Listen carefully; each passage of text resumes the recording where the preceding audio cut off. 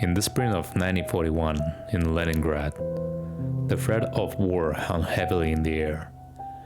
Yet no one could have imagined that within 3 months of the invasion, German forces would reach the city's gates. Nor could have they foreseen that 6 months later, 1 in 3 residents would perish in unimaginable agony, succumbing to starvation.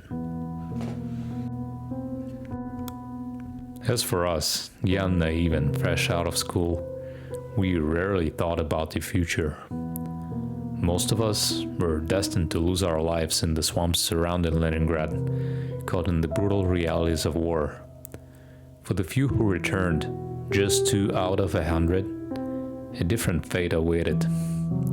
Living as amputees, missing arms or legs, or battling psychological scars that left us unstable and broken for the rest of our lives. When the war began, I, like much of the population, greeted the announcement with indifference, almost detachment.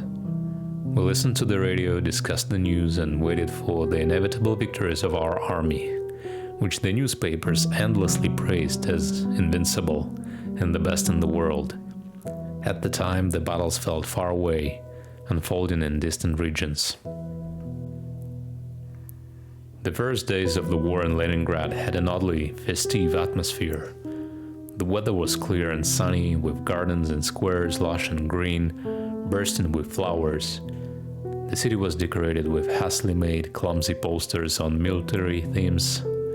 The streets were bustling with activity. Recruits in new uniforms marched along the sidewalks. Everywhere there was singing, along with the sounds of phonographs and accordions. Mobilized soldiers hurried to have one last drink and celebrate their departure for the front. The houses were changing too. Window panes were taped crosswise with strips of paper. Storefront windows were boarded up and reinforced with sandbags. Signs pointing to bomb shelters and refuges appeared on walls. Observers stood watch on rooftops. Anti-aircraft guns were installed in gardens. An older man in oversized ski pants marched tirelessly from morning till night, thrusting bayonets into straw dummies. Young women in riding breeches and poorly sewn military tunics appeared on the streets, like massive gas cylinders from barrage balloons. These balloons rose above the city on long cables, resembling enormous fish silhouettes against the cloudless skies of the white nights. Later, we all enlisted. They gave us rifles, ammunition, and rations, including for some reason salted herring, likely the only thing available. We were loaded onto a barge docked at the banks of the Mala Nevka. It was there where my guardian angel saved me for the very first time. An elderly drunken colonel ordered everyone to disembark and line up on the shore. At first, we didn't understand what was happening. The colonel, with red, sleepless eyes, carefully inspected the group and selected a few of us to step out of the line. I was among them. "March home," he ordered. "We don't need you snot-nosed kids there."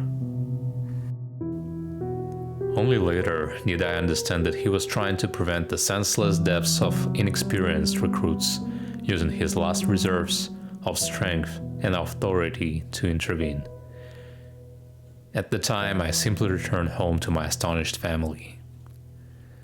Meanwhile, the barge continued along further down to Volkhov River, where according to rumors it was bombed and sunk by Messerschmitt.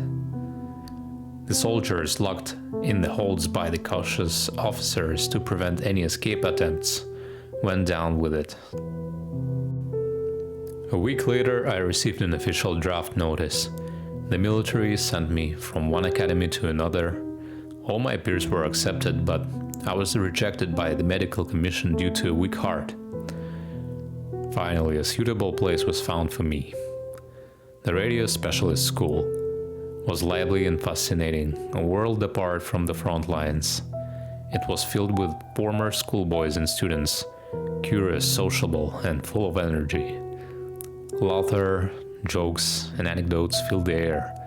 In the evening, one cadet whistled Beethoven's sonatas from memory, while another played the harp he had brought to the war. Sleeping on bunk beds with no mattresses, just wire mesh that left imprints on your face, was an unusual experience. How people transformed when they donned uniforms. We studied with interest, the work was familiar, as only 2 months had passed since we had left our school desks.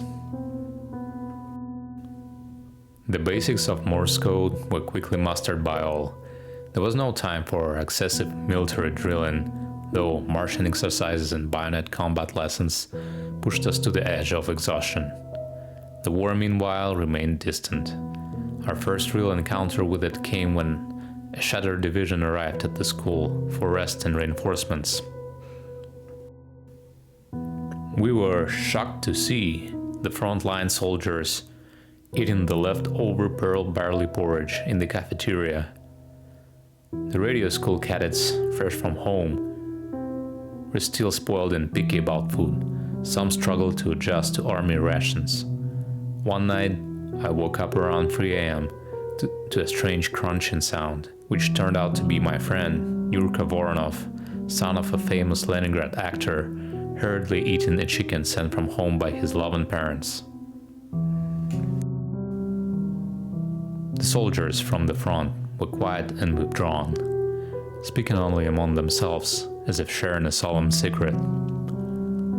One day the division was assembled on the parade ground, and we were ordered to line up beside them. We joked, chatted, speculated about what was happening.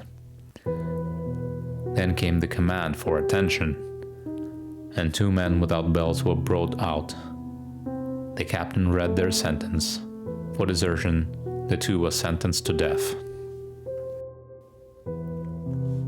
And then, immediately before we had a chance to process or grasp what was happening, the soldiers gunned them down. Just like that, without any ceremony. Their bodies twitched briefly, and it was over. The doctor confirmed their deaths. The bodies were buried at the edge of the parade ground, and the earth leveled and firmly trampled down.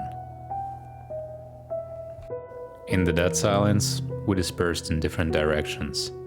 It turned out that those executed had simply left without permission to visit their families in town. To reinforce discipline, they staged a public execution. It was all so simple, yet so terrifying.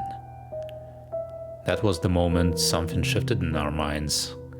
For the first time, we truly understood that the war was no trivial matter, and that it would touch us too.